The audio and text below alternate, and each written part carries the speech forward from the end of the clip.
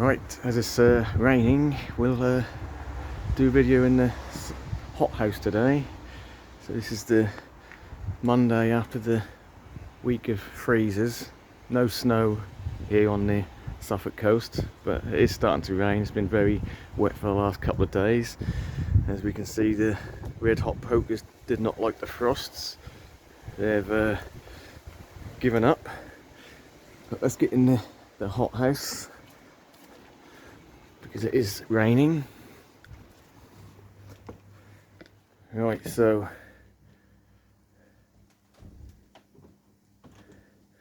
we have had at least 4 nights of mild frosts.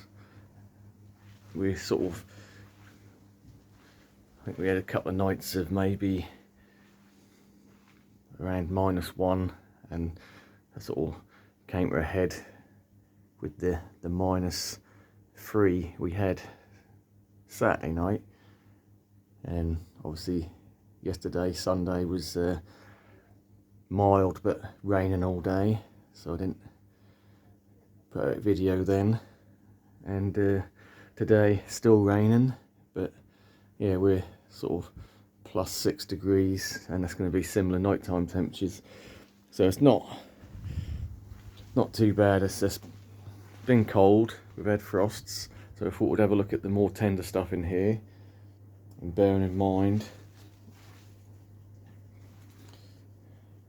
we got down to 1.5 degrees in here, so just kept frost free. I say the heater is set to come on at 4 degrees and should go off at 4 degrees, but obviously, you know, that's a big area. It's not going to heat the whole area, and that cost me a fortune if it did, to heat it all to 4 degrees. So when I originally painted the walls in here, this was going to be an open sitting area, so it was going to, you know, nice white walls, sort of Mediterranean feel. I'm not going to say it's a mistake, but because I've obviously enclosed this in there, made it into a sort of posh greenhouse, if you like, we are going to get a bit of greenery, let's say, with the algae and the drips, but I'm not really concerned about that. You know, that's what it is. I could have painted it a different colour, but I mean, you're still going to get algae grow. I don't think it's a big deal for me. I'm not even fussed about it. You know, there's plenty of greenery in here as it is. So anyway, so the tender stuff still looking okay at the moment, and when I say okay, obviously it's not looking pristine, but in general, surprisingly, looking quite good still. And in fact, the marigold is still trying to push out new growth, but there are signs that, you know, they're not going to continue growing stuff like this, especially your colocaceae, when temperatures and light levels are as they are. We are in winter now, you know. For the next couple of months we'll be lucky to get sort of 6 or 7 hours of daylight, and that's on a sunny day, you know. On a day like this, very little light. So we have got Pharaoh's mask. We've got a leaf starting to die off there, so again, it's just good housekeeping to you know, check your greenhouse, whatever you're overwintering in, your, you know, garage, whatever. Greenhouses, just, you know, if you have got any foliage plants, cut off any dead stuff, because you don't want mold start coming. And I have got a classic example. We've got, this is a Thai giant, which I sort of potted up just to see what I'd do. Left a leaf on. I obviously started to collapse and die. So what I will do is cut that leaf off and bring that pot into slightly warmer areas, just to see if it can survive the winter, sort of semi-dormant. It's probably a little bit too cold in here for it to survive. It'll slowly just rot away. Yeah, so in general, things are still looking pretty good. surprisingly, considering, like I say, nearly a week of cool temperatures and definitely at least 4 frosts. You know, still looking quite lush, which I'm surprised about. But like I say, there are signs, you know, things are starting to deteriorate, you know, starting to get a little bit of spotting on some of the leaves. No, it has surprised me, to be fair, how well they're looking into the sort of dark cold season, still looking quite tropical and jungly, so I'm pleased with that. Yeah, so in general, like I say, I don't do much in here. I definitely don't want to be doing any watering at this point in time, but the plants I have been watering when it's been milder are any ferns I've got in here. So I've got a couple of cyatheas, which I do give a drop of water to. I've got the solanum, or the tomato tree there, or tree tomato, whichever way around you want to say it. That does need a little bit of water now and then, otherwise it'll drop all its leaves, and that gives you a good indication it probably does need a water now, but it's a bit too cold, so I'm not going to water that at the moment. Stuff I don't want to water definitely is any alocasias. So again, we've got some potted alocasias over here, and I won't be watering them at all over winter. There's going to be a slight bit of condensation dripping in the pots, so that's going to be plenty enough, if anything too much. But yeah, so just things that do need watering I will water, and most of the palms I keep on the dry side. So we've got a lot of the Phoenix species there, and I'll keep them really dry unless we get a really mild patch, then I might just give them just a drop. Cycad, Sago palm, I won't really water that. It's in quite a big pot, so it does hold a bit of moisture.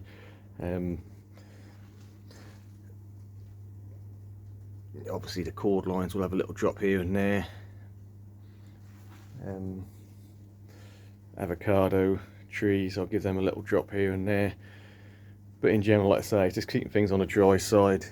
We've got a lot of palm seedlings there, so that's the Folifera, Washingtonia Folifera, and they definitely want to be kept on the dry side because they are not damp tolerant, not like the Robustas.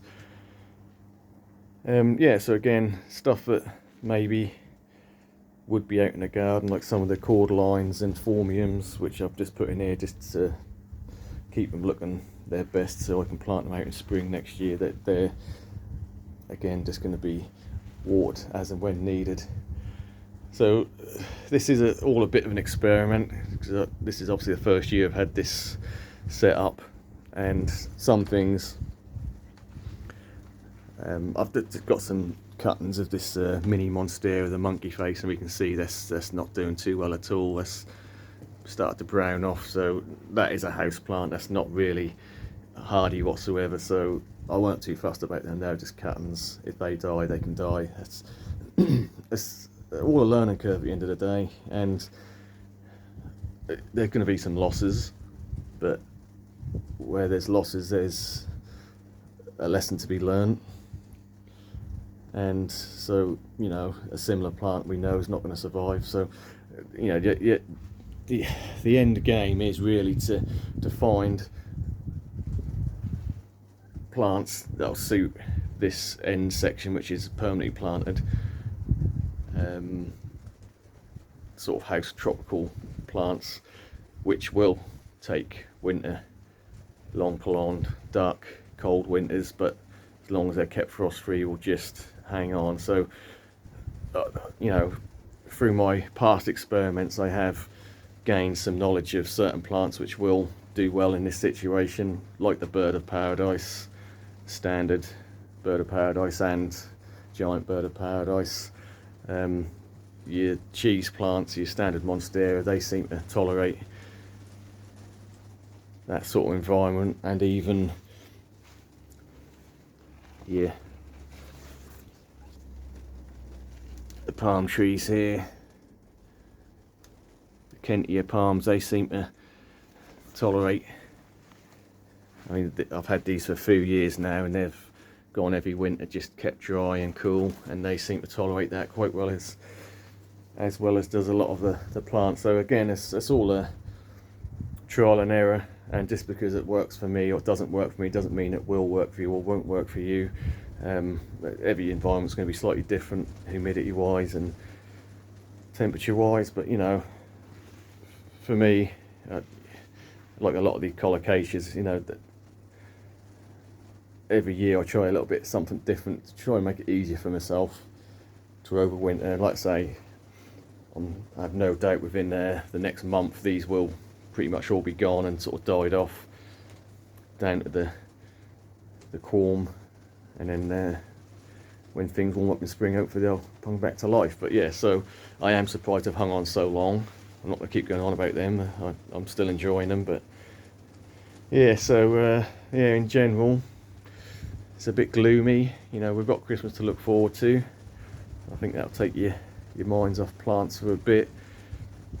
But you know, come January, February, it's all a bit depressing until we hit sort of March time, when things do slightly warm up a bit and light levels increase, and we can start getting excited again about spring. But yeah, we'll leave it there. It is raining outside. The queen palm is looking dry. I've been keeping that bone drying.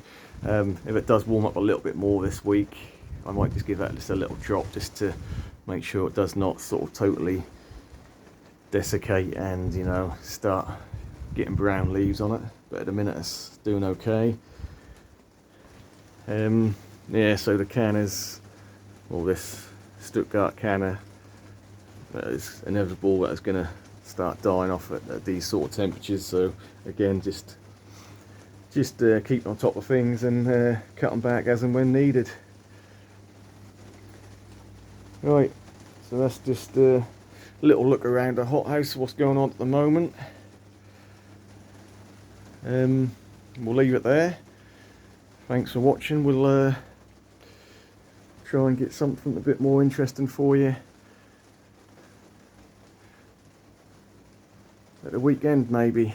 Right, catch you on the next one.